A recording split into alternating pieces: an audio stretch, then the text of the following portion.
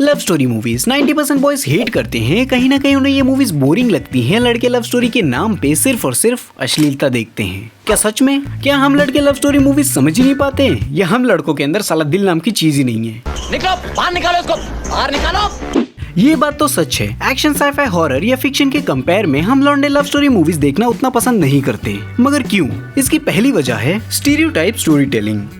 किसी स्टोरी को एक ही तरीके से बार बार प्रेजेंट करना। मूवीज में लव स्टोरी को इस तरीके से दिखाया ही नहीं जाता कि जिससे कि मेल ऑडियंस अट्रैक्ट हो सके। कहीं ना कहीं लव स्टोरी मूवीज एक ही तरीके का पैटर्न फॉलो करती हैं, जिससे कि वो मूवी इंटरेस्टिंग होने के बजाय बोरिंग और प्रिडिक्टेबल ज्यादा बन जाती हैं। और किसी भी मूवी का प्रिडिक्टेबल होना उस मूवी के लिए सबसे बुरी चीज है। प्रिडिक्टेबल होने का मतलब ऑडियंस आपके मूवी से बोर होकर आपकी मूवी कंप्लीट ही नहीं करेगी, और अगर कंप्लीट कर भी लेती है तो मूवी खत्म करने के बाद एक ही चीज बोलेगी, पता ही था लास्ट में यही होगा, जिससे उस मूवी के रिव्यूज भी बुरे ही होंगे और वो मूवी लिमिटेड ऑडियंस को ही टारगेट कर पाएगी। और अगर आपकी मूवी लार्ज ऑडियंस को कवर ही नहीं कर पा रही है तो मेल ऑडियंस को छोड़ो, कोई भी वो लव स्टोरी नहीं देखेगा।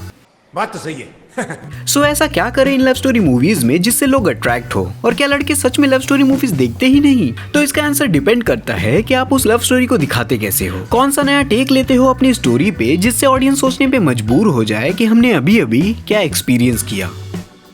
देखो, लड़कों को लव स्टोरी जॉनरा से कोई प्रॉब्लम नहीं है। प्रॉब्लम है लव स्टोरी मूवीज का एक ही पैटर्न पे मूव करने से। ये लव स्टोरी मूवीज इन ऑडियंस को कुछ ऐसा प्रॉमिस ही नहीं कर पाती जिससे कि ये मेल ऑडियंस एक्साइटेड हो जाएं। अपने बोरिंग पैटर्न को छोड़ के कोई यूनिक चीज अपनी स्टोरी में ट्राई ही नहीं करना चाहती।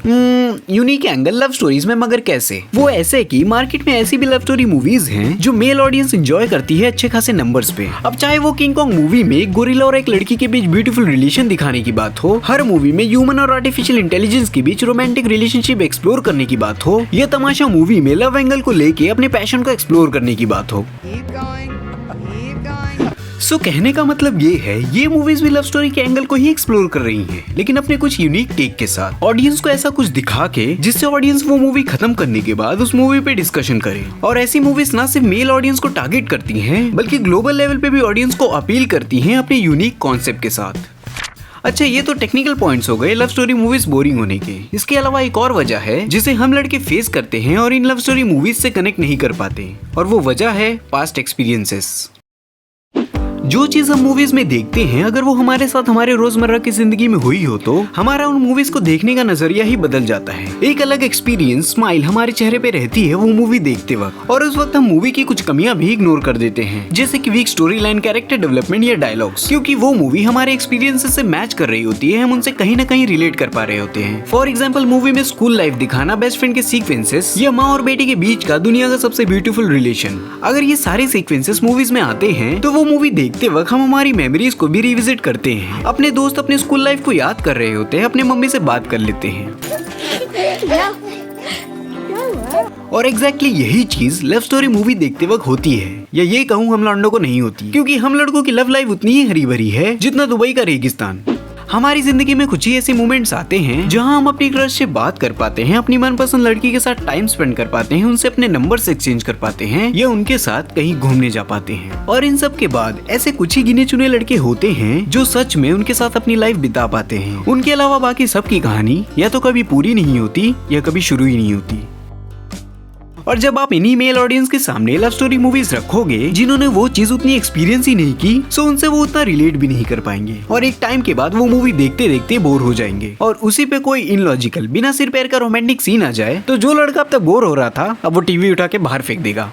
अब इसका मतलब ये नहीं कि हम लड़के रोमांटिक चीजें समझ ही नहीं सकते क्योंकि हमने उस चीज को एक्सपीरियंस नहीं किया है। नहीं, ऐसा नहीं है। बस हम लड़कों को ये लव स्टोरी मूवीज उतनी रिलेटेबल नहीं लगती, लेकिन एक अच्छी लॉजिकल लव स्टोरी मूवी बनाओगे तो हम भी जरूर देखेंगे।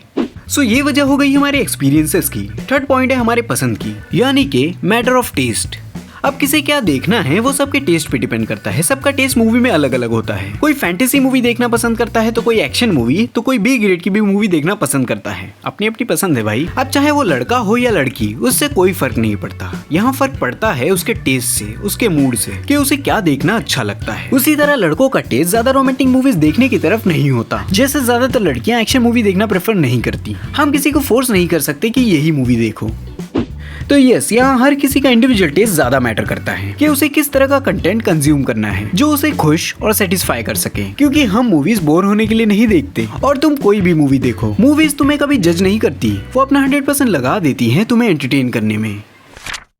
तो ये थी मेरी छोटी सी वीडियो लव स्टोरी मूवीज और लड़कों को लेके। वीडियो पसंद आई हो तो आप मेरी ये वीडियो भी जरूर देखें, जिसमें मैंने बात की है द बॉयज शो की कि कैसे ये शो हमारी दुनिया की रियलिटी दिखाता है। और सेकंड वीडियो है मूवीज में फीमेल विलेंस इतनी इम्पैक्टफुल क्यों नहीं लगती, इन्हें भी चेकआउट जरूर करें। इसी के साथ मैं हूँ बेसिक जैन, मिलता हूँ नेक्स्ट वीडियो में। तब तक के लिए मूवीज देखते रहिए। और एक बात, हम हैं मूवी लवर्स, सब्सक्राइब मारो।